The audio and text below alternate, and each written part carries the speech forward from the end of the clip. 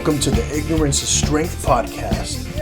I'm your host, Fabian motherfucking Ojeda, and I don't know shit, but that's okay.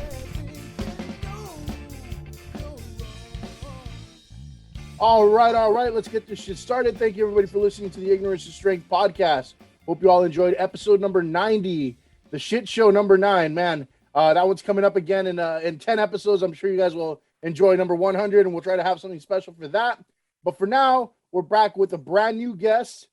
First time on the podcast. I want to welcome Mr. Daniel Gonzalez. How you doing today? How you doing, man? How you doing, Fabian? Everything good? Good, all good, man. Just like I said, on the heels of what we call the shit show over here.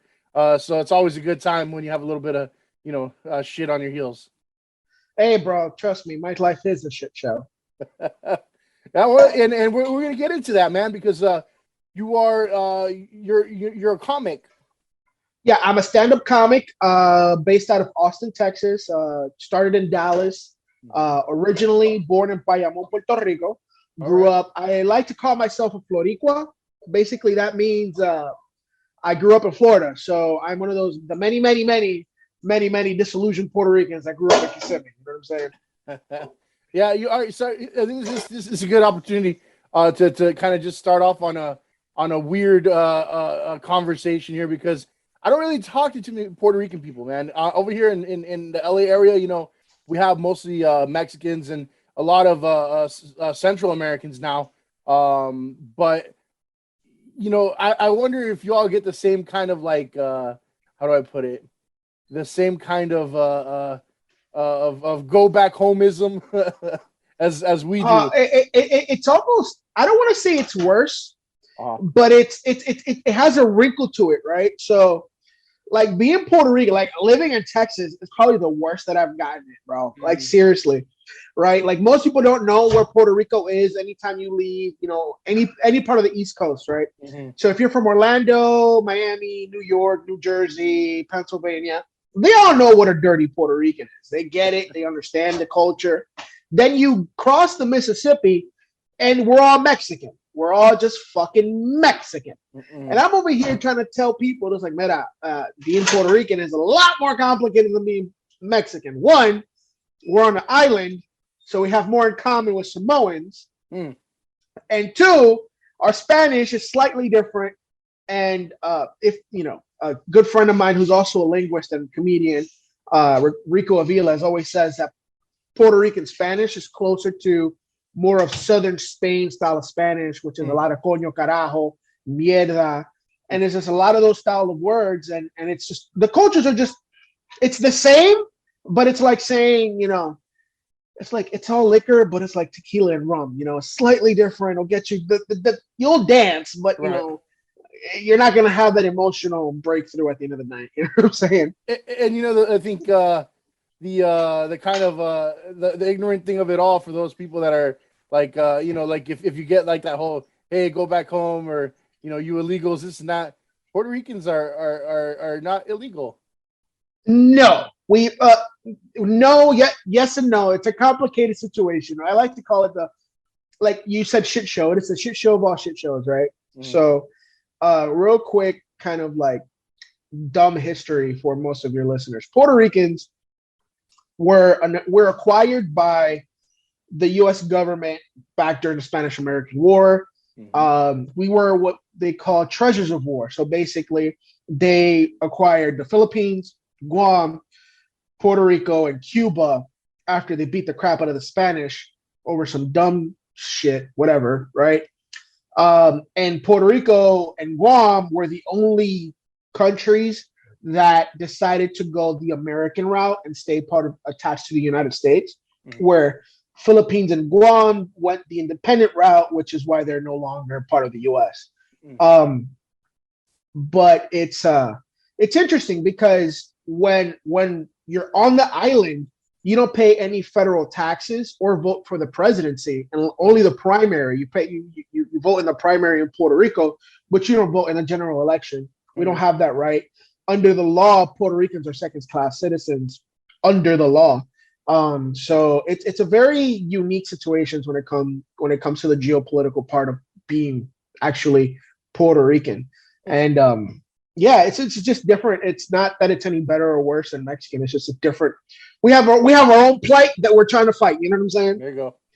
All right, so that's enough of talking Mexicans out there. No, uh, but I want to get into comedy. You know, I think anytime people get into something like comedy, you've got to have like a good routine down. You know, because I've seen people out there, and have been friends of mine too. You know, who say like, I'm going to give this comedy thing a try, and it's like they don't prepare. They just think they're funny because people have told them like, hey, you tell good jokes, you're funny.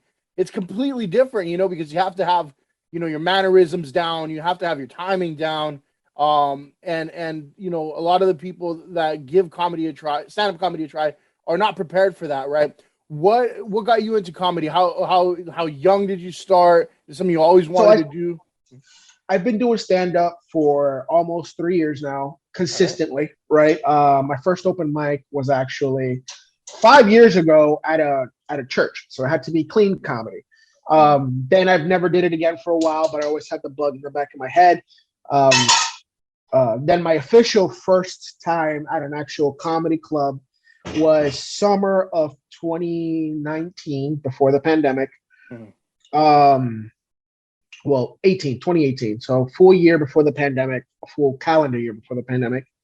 And yeah, it was one of those things, like nobody's good in the beginning. It's like any skill, right? Let it be podcasting, let it be playing piano, drums. Everybody sucks day one, right? Like anything else, it's a muscle you have to flex. And most people, especially in the stand-up world, don't stick with it enough to get good, right? So they might be the funny guy at the office, they might be the funny guy at the gym, they might be the funny guy in their group of friends, but stand-up comedy, because of the element of public speaking, weeds out a lot of those guys that just don't like public speaking.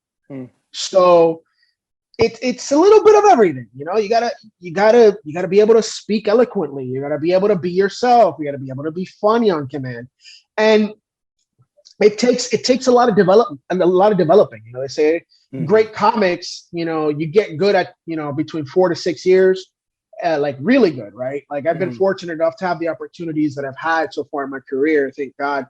But I'm not everybody, and I'm not saying that I'm gonna be on Netflix tomorrow, but I do believe that I do have my set of skills because of my public speaking background.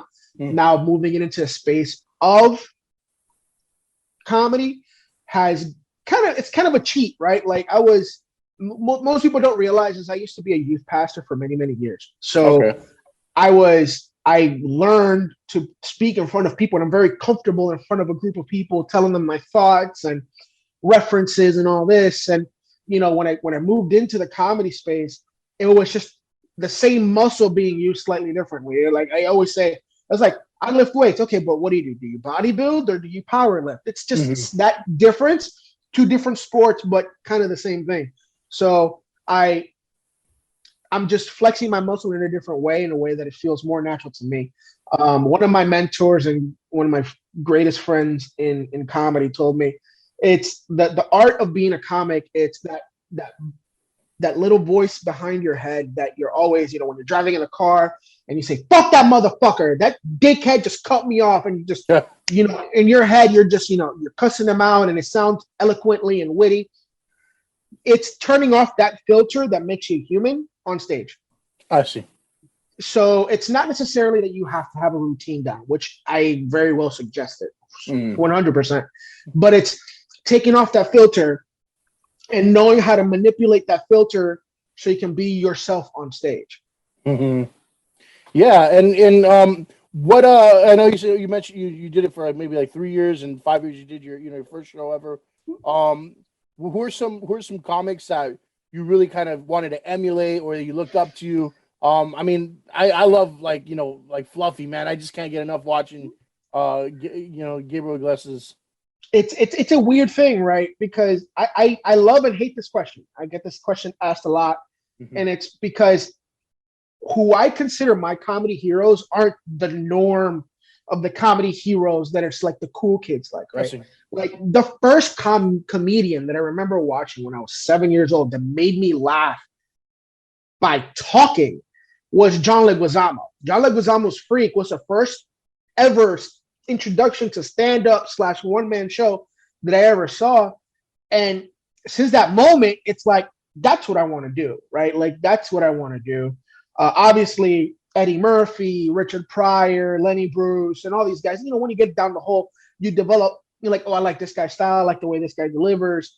I like this guy's writing. And you kind of nitpick and emulate. But to me, what I've always tried to do with my stand-up from the beginning and the way that I write is to be honest from the heart.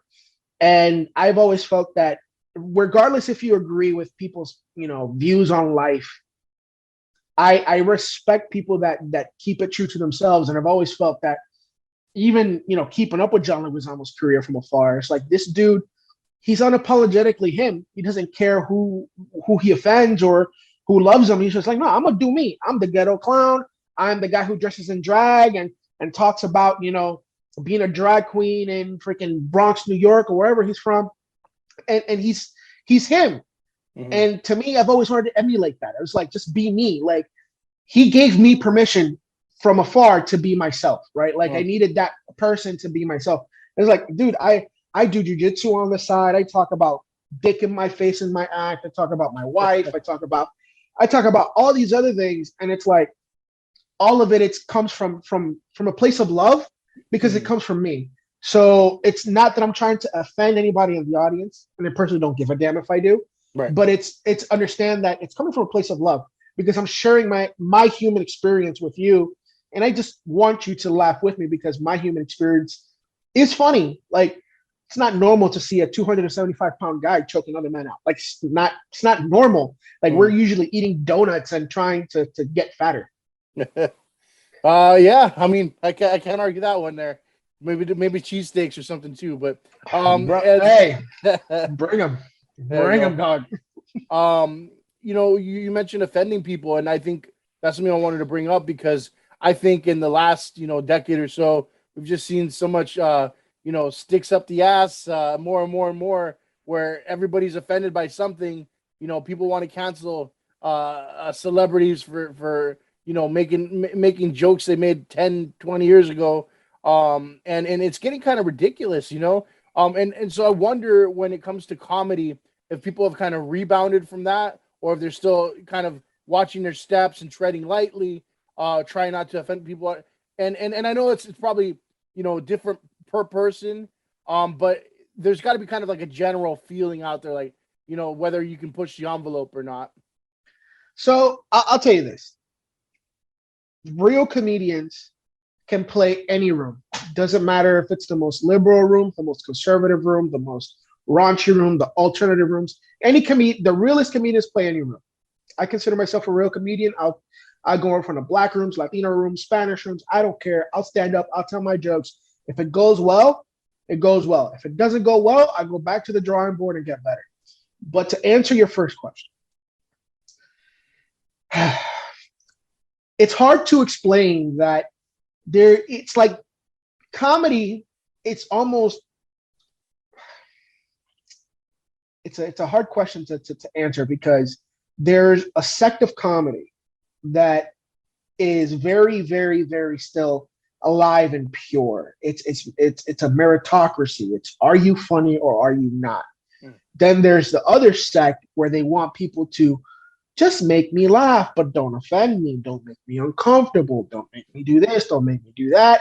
Oh, you can't say that. You can't say the F word. You can't say the R word. You can't say the other F word. You can't say the N word. You can't say this. You can't say that. There are people that are silly. They're witty. They're college educated, but they want to put these restraints on speech.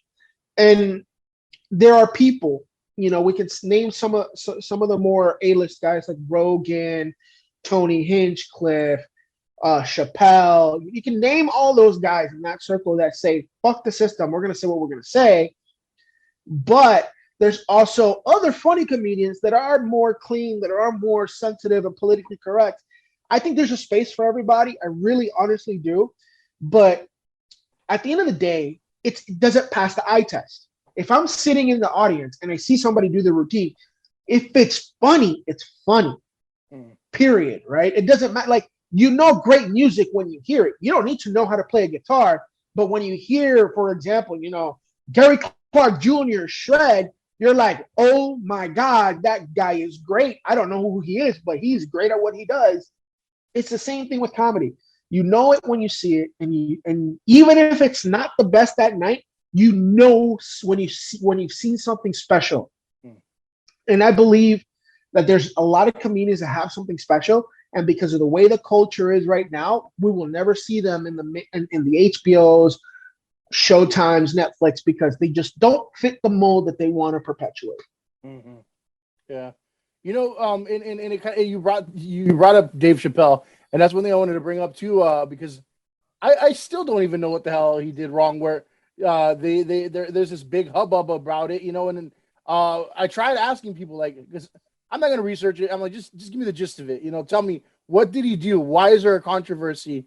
And all I really kind of get is this whole, like he said something about trans people, and it's like, okay, but elaborate. What did he do that was so wrong that people were trying to protest and cancel him? In my opinion, nothing. That's my opinion, right? Like, I don't think he did anything wrong. Mm-hmm. I think it's at the end of the day, it's ad revenue, right? Like, if put yourself in the position of, example, a major film festival, right? Mm-hmm. You have to pay these guys. How do you get that revenue? You need people to sponsor it. So you have Pepsi, you have, Monster Energy. Name a company that's like, okay, we'll sponsor your film festival, but we won't stand by this person if you book them, right? So major, and this is just my opinion, I could be 100% wrong, but this is kind of, it's all about money, right? To me, Dave Chappelle sells regardless of who's sponsoring anything. But because, the dollar speaks, right? When people stop buying a product because it's not advertising LGBT or it's not advertising Black Lives Matter, regardless of your actual political leanings, we make fun of the subject, people are afraid, right? Like, the best example I can say is, like, as comics, there's a lot of people that have great material on the former president, right? But they will not talk about the former president on stage because it's so polarizing to the general audience that they just won't buy a ticket to see you, regardless if they like you or not, because it's like, I like him, I'll follow him on Instagram, but I won't go see him because I'm afraid what the people might say. It's the same thing with the corporations that'll back these film festivals, these awards, or whatever. They personally might like that, but as a company who makes money and sells to not just a comedy audience, but to a wide audience as well, they're not going to back a guy like Dave Chappelle. They just won't. And it's dollars and cents. Dave Chappelle's not hurting for money. That's not what it is. And to me, this whole cancel Dave Chappelle is old news. It's past. Trust me, he's uncancelable. But, excuse me. Sorry, drinking this coquito sometimes gives me the phlegms, bro. I think what ends up happening, and just to kind of complete my thought here, is he's too abrasive, even though he's not. He's too abrasive for the people that matter, in the people that in the world of who's in charge, right? Mm-hmm. Like, it's the same reason. Like, I'm all, example, right? I'm all for the term Black Lives Matter. I'm all for Latino lives matter, brown lives. I'm all for it, dude. I want my people. I'm married to a Mexican, bro. I want us to have the same rights as everybody else. Same, not equal, not more, not less. Let's be equals. Let's truly be equals. Mm-hmm. But because the establishment has finally given us the political power to get to that next level, it's uncomfortable for them, right? It's uncomfortable for example, for Dave Chappelle to make fun of the transgender community, because now they have the political power to be made fun of. Before they did it, now they have the political power. They have all trans lives matter. They're part of the LGBTQ plus community. They're part of all this, but now they're the golden calf. They're part of this group of people and comedians All we do is go, ha, your pants are down. That's all we're doing. Mm-hmm. We're pointing out the fallacies in what you are, regardless of your beliefs. And all of a sudden, it's like, oh no, you can't do that. That's you're not supposed to. No, we will do that. We will continue to do that. It's just it's politically inconvenient for people to accept what they're hearing, because it's all of a sudden it's like, I thought you were on our side. It's like, no, I'm still on your side, but you're still fucked up. Yeah, that's what we're saying. That's what comedians are saying. It's like if you actually listen to a special, his problem, it's not with the trans community, it's the white community, because they're uncomfortable with the changes that's happening in culture. Latinos, blacks, trans, LGBT, we all have more political power, and he's making fun of them, but they're turning around and saying, no, you can't do that. We just promoted them. No, we can't do it. No, you can't, and we will. We will continue to do so. Yeah, it's funny that we're talking about how we're talking about comedy, but we're bringing up all this politics and current events and stuff like that, and it kind of pollutes comedy. It's like comedy should just be, you're able to laugh at shit that's real, because we all have stuff that's funny about us, and you shouldn't have to walk on eggshells and say, can I say that? Can I say that? I don't mind, pick at something that I do, that I say, that I am, and I'll laugh at it if it's funny, but like you talk about like the super Trump crowd out there, right? They could be laughing with you the whole show, and as soon as you allude to something that their beloved has said, they'll just kind of like stop and be like, "Oh no, you can't." But in the same vein, you flip the coin and you talk about the current president, and they go, "You can't do that." And I'm like, "I can." Here's the thing that I can. It's that speech is now being regulated to an extent, and it's not even regulated by the government. It's regulated by the people. It's regulated by big tech. It's being regulated by your peers. They're saying, hey, oye, mira, cállate la boca, shut up. You can't say that. Bro, it's ridiculous. I don't understand it. I don't get it, because from the early days of comedy, from Ernest Hemingway to Benny Bruce, we've always pointed the finger at the people in power. And that person in power could be from Eisenhower to FDR to Reagan to Trump to Bush. It doesn't matter. We've always looked at them and said, look, you're the guy in power. We have to make fun of you, because there's certain things that just don't work. Dan Carlin, man, or George Carlin. I'm sorry. George Carlin is the greatest example. He put out special after special after special, breaking down culture, not only the evangelical Christian culture, but his own side. He was like, y'all are crazy. One of my favorite bits is like how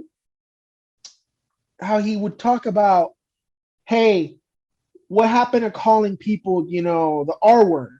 That meant something. Now they're physically disabled or whatever. They're adding syllables to things to make them feel special. And I'm not saying people aren't special in their own way, man. I first and foremost, I need to say this because it's what I am. I'm a Christian. I grew up in the church. I believe in the finished work of Christ. But at the end of the day, everybody is special to the eyes of their creator. But we're still human, right? Like we have faults, and it's okay to call out those faults. It's called confession with one another. And I just happen to talk about my confession on stage, and I want y'all to laugh at my dumbass decisions every day, because it's how I feel better. So let's keep going. Yeah. I think we'll leave it at that, because we could kind of nitpick all sorts of politics and beliefs and whatnot. I want to get back to your comedy. And kind of did you have any rough starts? I mean, did you have like a bad show where you just completely bombed? And how was that? I've had many bad shows. I have many great shows. There's always the highlights, right? There's always the ones that make you feel the worst, that make you get better, right? I remember one of my first real shows, Dallas Hyenas, in early 2019. And it was like one of those, they call them bringer shows. I don't know what they call them in LA. They call them here bringer shows, where you sell tickets to your friends and they come and see you, right? And it had this little 5-minute routine down to showcase. I did my routine and crickets. Nobody laughed. And I'm like, it was well performed. I looked at the video, very well performed. What was it? And it all came down to the writing. I need to just get better at writing actual comedy, not just public speaking, right? You need to be able to learn. There's a formula to comedy. And same thing, other shows where I've bombed hard here at one of the major clubs in Austin, in Vulcan Gas Company, where Joe Rogan, Tony Hinchcliffe, and all performed. And it was one of those things where you just bomb bad and you have a bad show, and you just it forces you to either quit or get better. And I don't shy away from a challenge, man. I go back.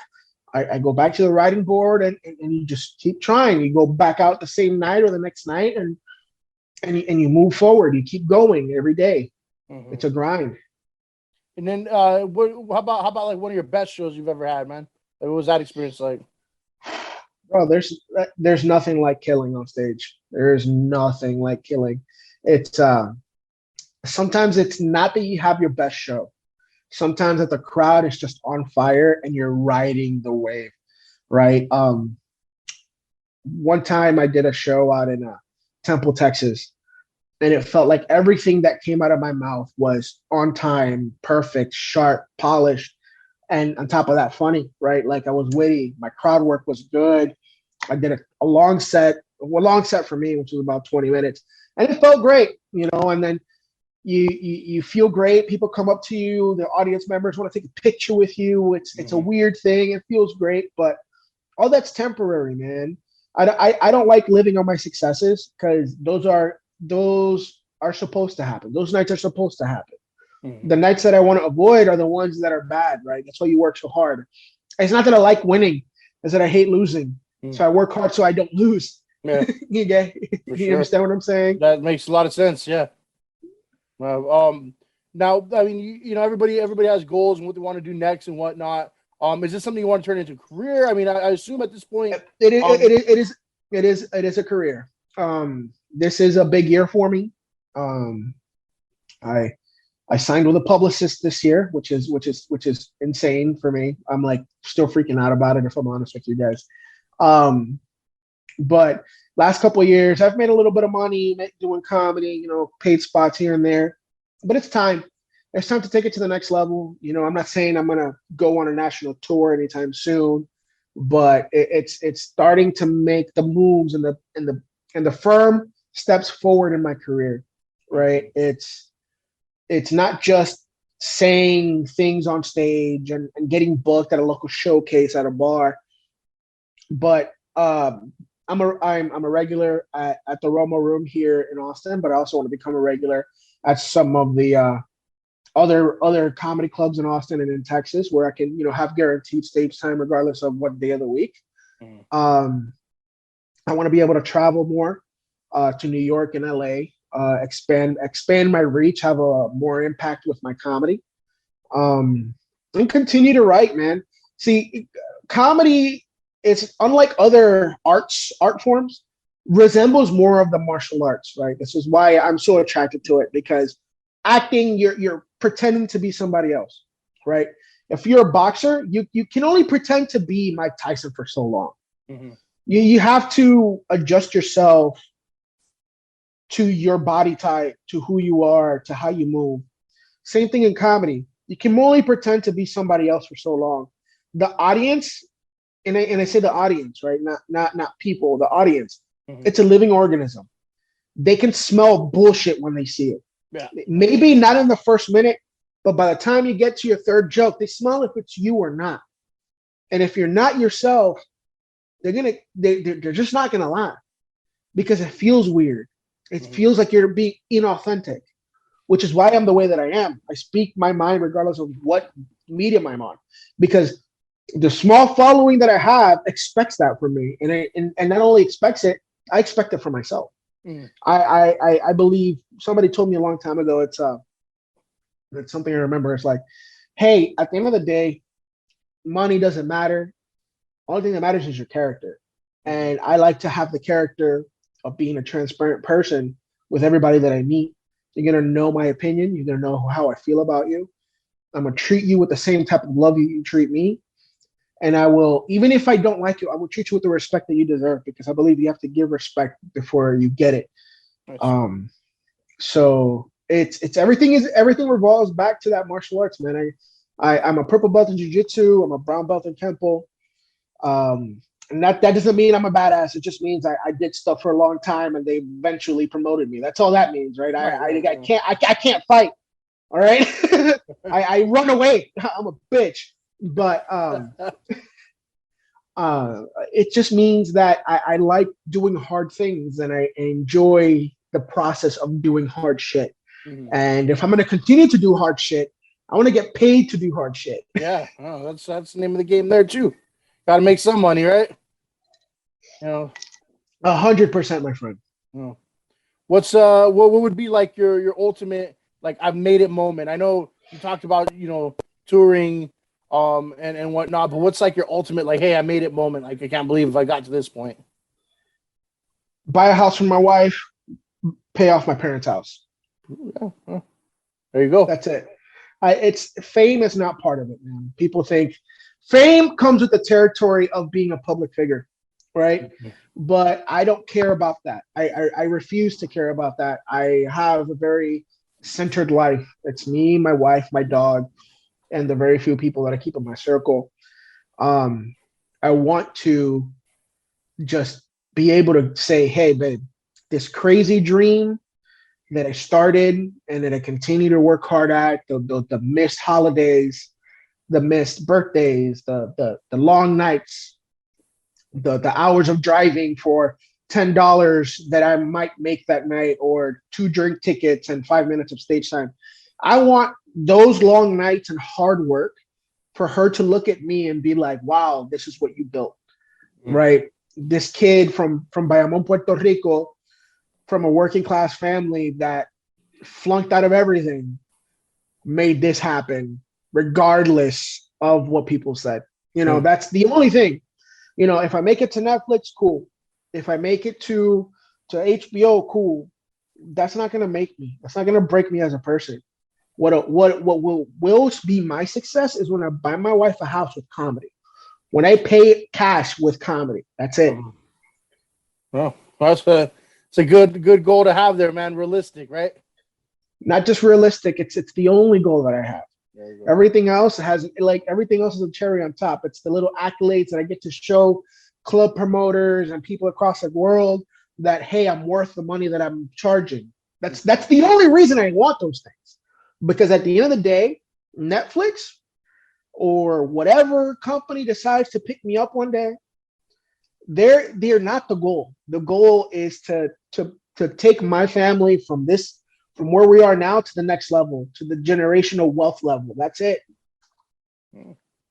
Now, okay, I like that whenever I have comedians on, and a lot of the time it's funny. Like, I'll explain right now. I like to do the whole overrated, underrated thing, right?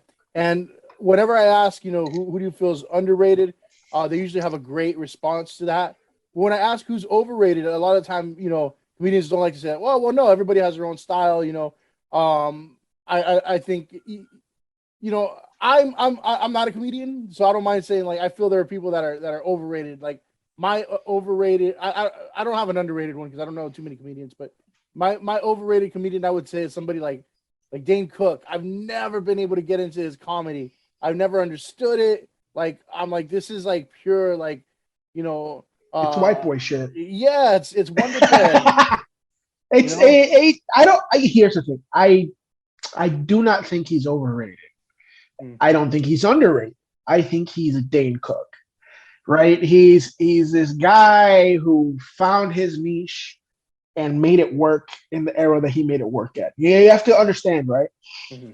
When he was at the height of his powers in the mid 2000s, there was nobody better than him at the time, right? So I give him the respect, right? He was everywhere. He was on Comedy Central, HBO, MTV. He was everywhere. Was he funny? 100%. Then there's also the, when you get to be that big, there's also rumors of like, did he steal material? Did he do this? I don't like speaking on that because I don't know. Mm-hmm. I can hear things. I tell people what tell me. I don't know. If I ever get a chance to talk to him, will I ask him? Maybe, but I really don't know. Mm. Yeah, I mean, because at the time I remember, like obviously I was like when like George Lopez was coming out, I thought he was funny. Dave Chappelle was out. I'm like, he's funny. And then my friends were listening to Dane Cook. I'm like, that shit sucks. I'm like, that's not funny. I'm like, that's it's like this, right? Like there's example, one guy that I think is overrated, but people in Texas love him. He's a Texas legend. Is Mitch Hedberg. Mitch Hedberg. Like, is he funny? Yes. Is he what I consider funny? No. Right. I've seen Mitch Hedberg specials and I just don't laugh. And it's not that it's not well written. It's not that the audience isn't laughing. It's that I honestly cannot relate to his style of comedy. Right. That's why there's so many different personalities. Mm-hmm. How do you go from what people consider to be pioneers and goats of comedy? For example, Lenny Bruce and Richard Pryor. Lenny Bruce, first political comic to actually break ground, right? He's one of those guys that got arrested for lewd speech and stuff in the South. Like, he was a Jewish guy from New York that went down to South Florida and got arrested because he was talking about tits. Like, legitimately a trendsetter in our industry. But then you have a guy like Richard Pryor who said, no, look at me, I'm funny. Like this is the shit that I go through and laugh at me. So very different styles, but both in their own time were phenomenal for what they did. Right. But then again, I say that, and then I'm saying Mitch Hedberg's overrated. Like, it's just not for me. I don't find it funny. It's like, example, music, right? Like, there's how many different genres of music. There are people that love classical music. I listen to classical music, puts me to sleep. Right? But then I listen to some Bad Bunny and I'm about to run through a wall, be like, you know what I'm saying? Yeah.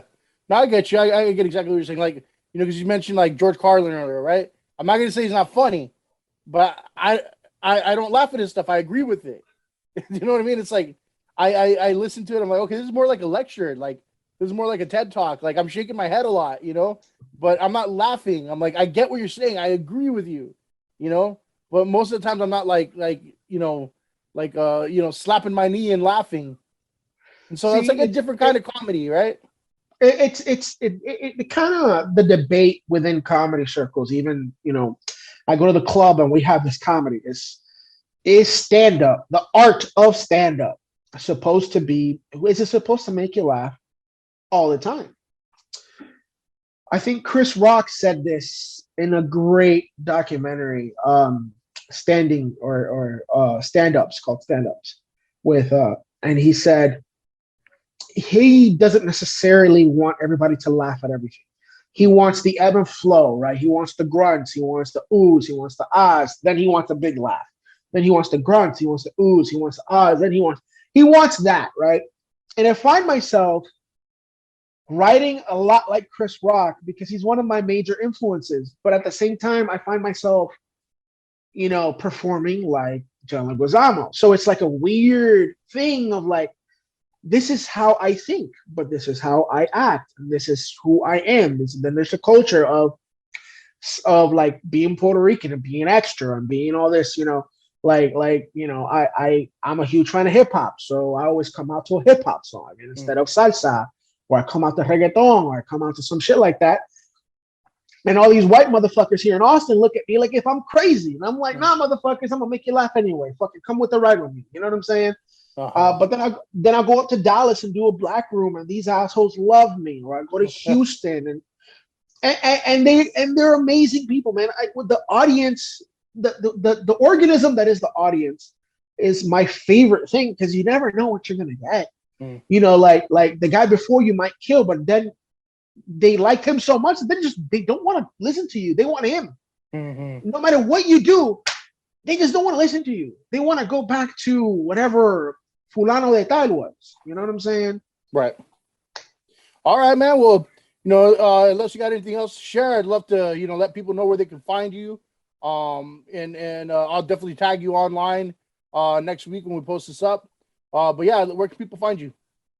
Well, Fabian, you can find me everywhere, honestly. My main source, if you want to DM me or contact me, you can hit me up on Instagram. It's Papi _ the Comic on Instagram. I'm on Facebook, Daniel Gonzalez, aka Papi. Twitter, Papi the Comic. I'm on Snapchat. I'm everywhere. Just type in Papi the Comic and you're gonna find my face. Looking like a lesbian in that orange background. I've done it all so far, and I'm excited to continue to do some more. I also just kicked off the new season of my podcast called Analyze This. It's a play on words from an old school movie called Analyze This, if y'all remember. Right? So it's just me talking shit to people like you, comedians, artists, writers. It's pretty cool. I'm going to have, I don't know if you know, there was a cult that based out of Austin for a while called the Buddha Field. And I'm going to interview a writer who was part of that cult. And it's going to be an interesting one because I believe that she's going to be one of the people that will transform a lot of people's minds on like how pop culture and like the phenomena of politics and people and what people believe in. I think it's going to be an interesting one. You look out for that. Yeah. Politics is a fucking cult, man. It is a cult, bro. I'm telling you. And when you take the red pill and get out of the matrix, you're like, you're all fucked up. All right, Daniel, it's been a pleasure having you on, man. Wish you lots of success, and hope you reach those goals, man. I appreciate you, man. Thank you so much, Fabian. For sure. For everybody listening at home, I appreciate it. Thank you. Fuck you and good night. Fuck you and good night.